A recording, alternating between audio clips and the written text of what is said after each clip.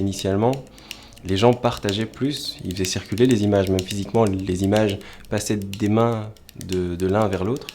Je me suis dit que c'est important de recréer ce lien, parce que pour moi c'est réellement au centre aussi de ma démarche photographique.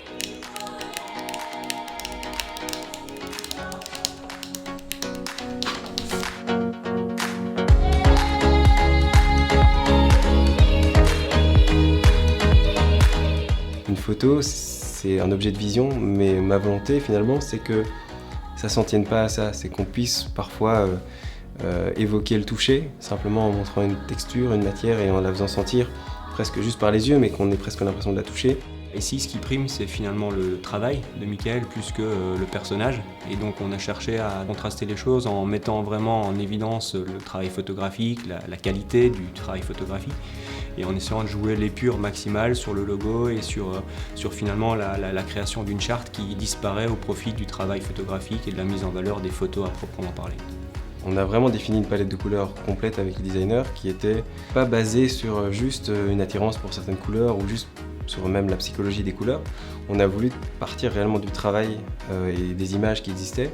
On a utilisé le bleu pour le froid et le cuivre et une déclinaison un peu des couleurs de peau, mais on pensait que ça pouvait apporter de la lumière et de la matière et un peu plus de brillance. On s'est dit dès le départ qu'il fallait mettre le doigt sur un logo qui puisse amener à une espèce de démultiplication ou à des opportunités de création de patterns. La création de rythme, de répétition, de calibre en termes de proportion, etc. Ce sont des choses qu'on a vraiment cherché à réfléchir pour que ça corresponde notamment à des formats qui sont très identitaires dans le travail de Michael. On pense au 4 tiers par exemple. À un moment donné, on vient avec les bagages qu'on a, et moi, en ce qui me concerne, en tout cas, je suis musicien. Et c'est vrai que la notion de rythme, elle fait partie évidemment de tous les outils que j'exploite au quotidien dans ce secteur-là. Mais c'est quelque chose qui va être complètement applicable à un moment donné dans d'autres pratiques comme celle du graphisme. Solliciter plus que la vue simplement, je pense que ça a été vraiment important pour proposer une émotion plus forte aussi.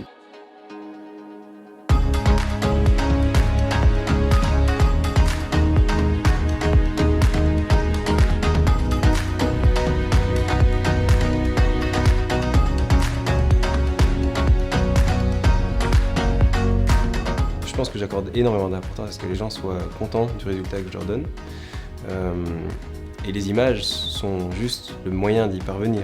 Ce qui a permis d'arriver avec un coffret qui finalement dépasse peut-être le stade de packaging pour aussi pouvoir être un peu scénarisé quand on le met sur une table, sur une étagère. On dépasse aussi la dimension simplement de boîte de rangement, mais où finalement toute la démarche prend encore une fois un peu de sens.